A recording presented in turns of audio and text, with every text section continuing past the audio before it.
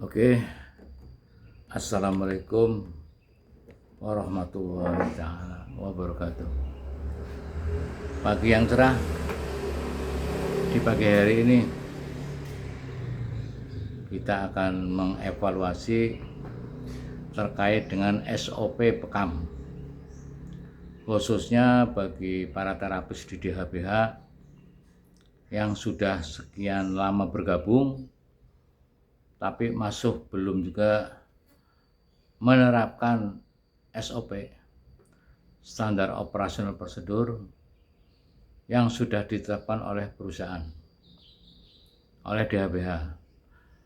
Dalam hal ini tujuannya yang pertama, supaya satu, Bekamnya optimal, secara hasil akan menjadi optimal ketika teknik berbekamnya mulai dari awal sampai akhir dikerjakan dengan sebagaimana yang ditentukan oleh SOP. Yang kedua, sebagai penuntun bagi terapis muda yang masih diklat, di mana akan dilibatkan dalam prakteknya itu melalui asistensi, seperti itu. Jadi kalau karyawan baru yang didiklat secara teori, kemudian kan ada tuh program praktek asistensi.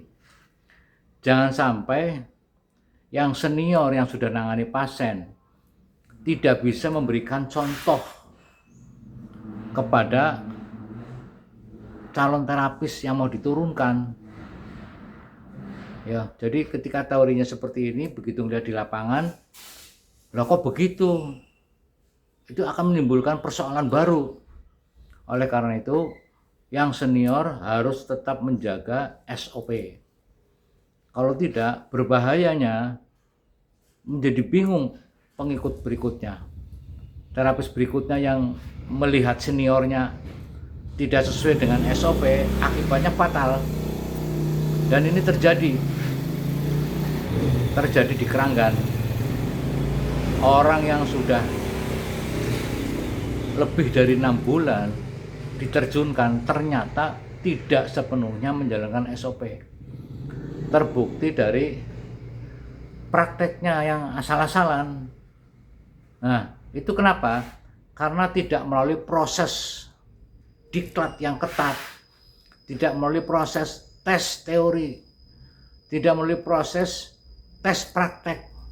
Akibatnya SOP tidak dijalankan, gitu ya. Nggak boleh lagi terjadi ini. Oleh karena itu disampaikan di sini untuk tujuan apa sih SOP itu? Untuk standarisasi. SOP kan standar prosedur, ya. Standar prosedur, standar operasional prosedur, SOP, standar operasional prosedur. Jadi cara prosedurnya seperti apa, urutannya seperti apa. Kalau bekam misalnya dari awal mulai menerima pasien dari admin, kan cek dulu tuh dari kartu sehat itu, maka diketahui bahwa akan menangani pasien bekam misalnya, karena situ sudah tertulis akan menangani bekam 33 titik misalnya. Hal pertama adalah melihat ruangan itu sudah siap belum, alat terapinya sudah siap belum, jumlah bekam yang tersedia di ruangan itu sudah mencukupi belum, dicek dulu. Sehingga nanti ketika pas nangani tidak harus bolak-balik keluar mencari kekurangan perlengkapan alat bekam misalnya. Periksa di kamar itu ada apa saja. Kan tiap kamar itu satu pasien ganti kain, ganti sarung, ya, ganti tutup bantal, ganti handuk. Itu artinya begitu keluar pasien selesai harus diganti dengan perlengkapan yang baru. Pastikan sebelum menerima pasien itu sudah siap semua di ruangan itu kan gitu. Ketika masuk membawa pasien untuk ke kamar yang akan digunakan, sudah bisa dipastikan tidak ada lagi yang harus dibenahi karena sudah siap, baik tempat tidurnya, tempat terapinya, peralatannya, maupun semua yang terkait dengan kebutuhan untuk terapi bekam, termasuk di dinding ada kaca, ada gambar titik bekam, ada cantolan baju, ada jam, semuanya sudah lengkap, ada kursi, dan di etalase itu ada apa saja, ya perlengkapan alat terapi bekam, seperti itu. Jadi itu untuk juga dibiasakan menyiapkan segala sesuatunya terkait dengan persiapan melakukan terapi bekam. Begitu masuk bekam, pasien di bekam, pastikan di terapi untuk relaksasi mulai dari kaki, kan itu sudah ada aturannya. Jangan membuat aturan sendiri. Dari kaki, doanya seperti apa kan pasti harus sudah hafal.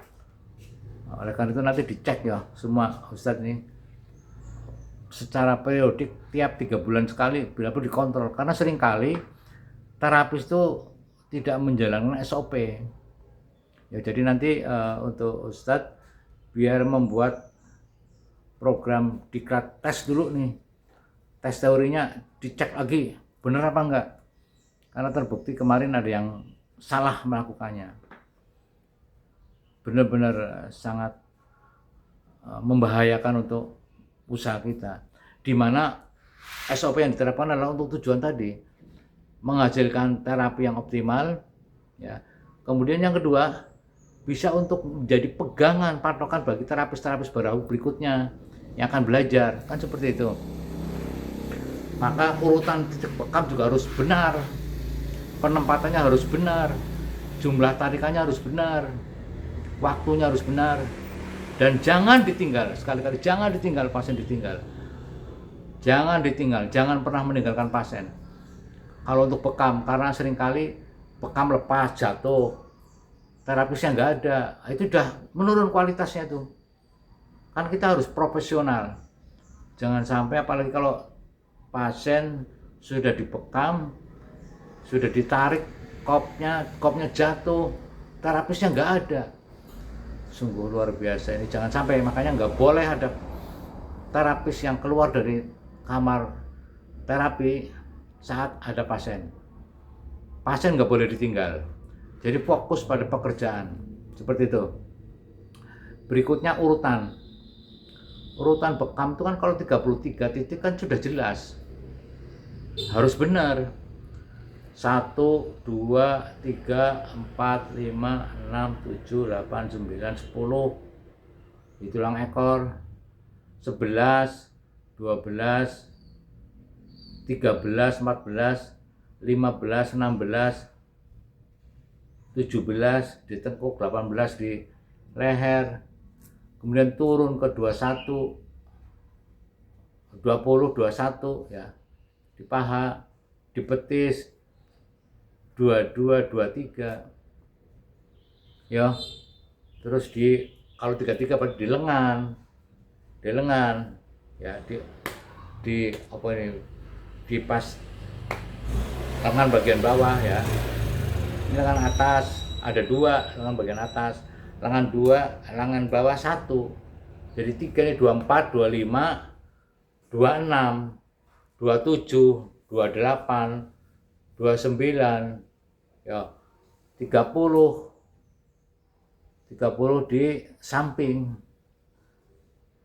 di samping pinggul, 30 ya, 31 di tulang kering ya, bukan di betis, di samping, berarti kan di tulang kering, samping betis ya kan. 31 ya, 32 di bagian kiri, kemudian 33 di bagian betis sebelah kiri. Dan itu semua dengan tarikan yang sama. Kalau yang lain selain di nomor 1 kan 2 tarikan. Ya, 3, 4, 5, 6, 7, 8, 9, 10, 3 tarikan. Ya. Udah 11, 12, naik ke sini 13. Jangan sampai posisinya ada di atas gini, nggak boleh, harus lebih turun di bawahnya. Ya, 13, 14, 15 di sayap, 16 di sayap kiri, 17 di tengkuk, 18, 19, dan pastikan gunakan ukuran yang sesuai. Ya, dengan demikian maka akan tarikan juga pengaruh. Berapa kali tarikan itu benar-benar harus pas. 1 dengan 2 tarikan, pokoknya semuanya di tengah itu 2 aja. 1, 3, 2, 3, 4, 5, 6, 7, 8, 9, 10 dengan 9 dengan 3 tarikan. Ya, tapi kalau yang tengah semua itu kan dengan 2 tarikan. Termasuk yang di tangan dan semuanya itu, tangan kaki itu 2 tarikan, nggak ada yang 3 tarikan. Ya, di leher itu pun 1 tarikan. 1 tarikan di sini, 1 tarikan. Ini 1,5. Jumlah titik juga harus pas. Kenapa? Itu sudah diukur. Tarikan kulit dengan jumlah yang ditekan, diangkat dengan alat bekam itu akan seimbang gitu maksudnya. Makanya di HBH terkenal bekamnya tidak sakit. Kan seperti itu. Terkenal, makanya kita alhamdulillah rame. Makanya ketika ini setelah Mas Azam tidak ada, ya Mas Azam resign, ini kurang terkendali, makanya Bapak turun lagi. Tapi begitu turun kok seperti ini, makanya harus dibenahi ulang Ustadz nih. Ya dibenahi ulang untuk dites ulang supaya jangan sampai nantinya kualitasnya menurun. Ya, sementara itu dulu yang Bapak ingin sampaikan, bahwa program 33 titik itu sudah dari dulu sudah ada. Zaman pertama Bapak bekam di Selawi, buka di Selawi itu tahun 2000. Mulai praktek di Selawi, kemudian di Jakarta. Semua sudah ada. Cuman karena strategi pasar saja baru diterapkan secara bertahap, dan SOP-nya jelas dari dulu nggak berubah. Karena itu titik tumpu utama titik bekam. Kalau yang lain-lain itu sifatnya pengembangan ketika ada penambahan titik bekam. Tapi titik tumpu utama yang 33 itu harus benar. Titiknya di mana harus benar. Jumlah tarikannya harus benar. Jumlah tusukannya harus benar. Kalau yang lain tambahan-tambahannya selain dari 33, boleh di mana saja. Kan sudah ada aturannya. Tambahan titik. Jadi intinya, kenapa Bapak mengedepankan SOP? Karena hanya itu yang bisa dikaji terhadap profesionalisme seseorang yang terapi di DHBH. Kajiannya ketika mengevaluasi SDM adalah 1, tata tertib. Ikut tata tertib apa enggak? Di situ patokannya. Yang kedua, moto. Kita sudah punya moto. Jalanin apa enggak motonya?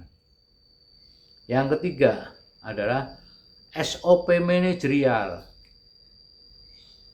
SOP manajerial itu yang menyangkut non-terapi. Jadi ketentuan bagaimana menggunakan kamar.